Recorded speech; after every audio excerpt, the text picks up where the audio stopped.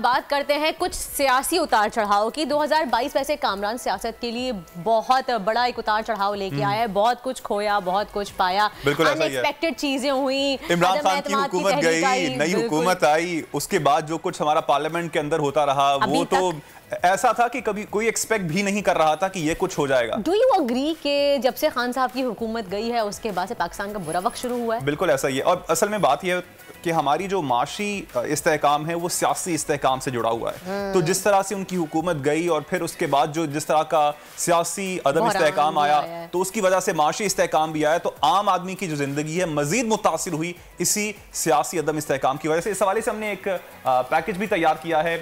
क्या गुजरा, कैसा गुजरा सियासी साल, ये आपको दिखाते हैं। 2022 आपको दिखाते हैं।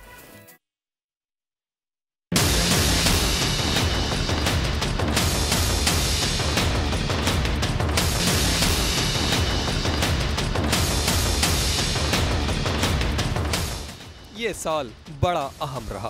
फरवरी में इमरान खान का दौरा रूस सियासी भूचाल का नुक्ता आगाज साबित हुआ। 10 मार्च को पार्लियामेंट लॉजिस में क्रैक डाउन होता है। जमीयत उलमा इस्लाम के कुछ कारकुनान और रहनुमाओं की गिरफ्तारी होती है। 27 मार्च को इमरान खान ने धमकी आमेज साइफर लहराते हुए कौम खास हो गया है। 28 मार्च को वजीर आजम के खिलाफ तहरीक अदम एतमाद पेश होती है।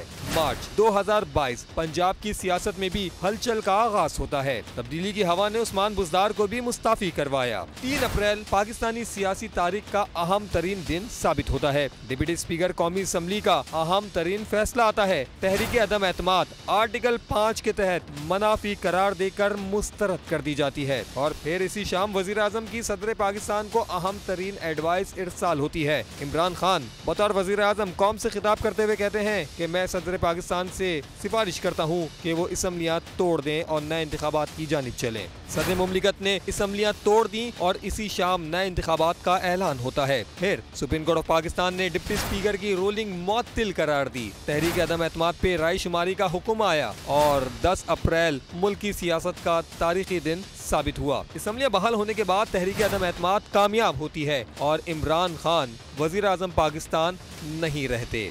11 अप्रैल को शहबाज शरीफ वजीर आजम मुंतखब होते हैं। 11 अप्रैल की ही रात वो मुल्क के 23वें वजीर आजम की हैसियत से हल्फ उठाते हैं। फिर 16 अप्रैल का सूरज तुलू होता है। पंजाब में भी तब्दीली का असर नुमाया होता है। PTI मुनहरिफ अरकान की हिमायत से हमजा शहबाज के सर पे वजीर आला का ताज सजता है। 20 मई को इलेक्शन कमीशन का अहम तरीन फैसला आता है और 25 मुनहरिफ अरकान को डी-सीट कर दिया जाता है। फिर आता है जुलाई और जुलाई की 17 तारीख को एक बार फिर पंजाब असम्बली में वोटिंग होती है। इस बार पंजाब की हुकूमत दोबारा तहरीक इंसाफ को मिलती है। 17 जुलाई को परवेज इलाही ने 186 वोट लिए थे। डिप्टी स्पीकर ने बाद में काफ लीग के 10 वोट मुस्तरद कर दिए थे, लेकिन डिप्टी स्पीकर ने हमजा शहबाज को फातिह करार दिया। तो 16 जुलाई को सुप्रीम कोर्ट ने डिप्टी स्पीकर पंजाब असम्बली की रूलिंग भी मुस्तरद की। अदालती फैसले के तहत चौधरी परवेज इलाही वजीर आला बन गए। 17 अक्टूबर आता है, ज़िमनी इलेक्शन होते हैं और इमरान खान को शानदार फतह मिलती है। वो 6 सीटों पे कामयाब होते हैं।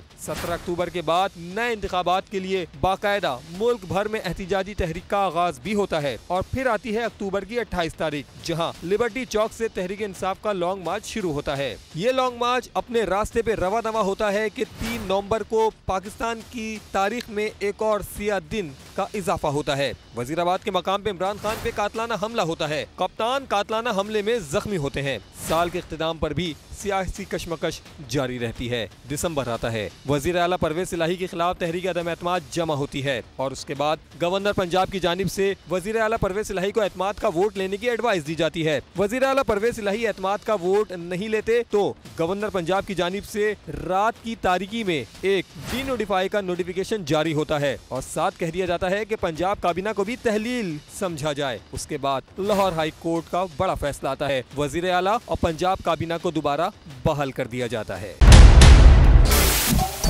सबसे बड़े चैनल बोल न्यूज के एंकर मखदूम शहाबुद्दीन के प्रोग्राम अब बात होगी ने रेटिंग के तमाम रिकॉर्ड्स तोड़ दिए। मैं हूं मखदूम शहाबुद्दीन और आप देख रहे हैं अब बात होगी। 46% नाजरीन ने बोल न्यूज को देखा। सोशल मीडिया पर भी सबने ज्यादा देखा। सब्सक्राइब करें और बेल दबाएं ताकि कोई खबर रह न जाए।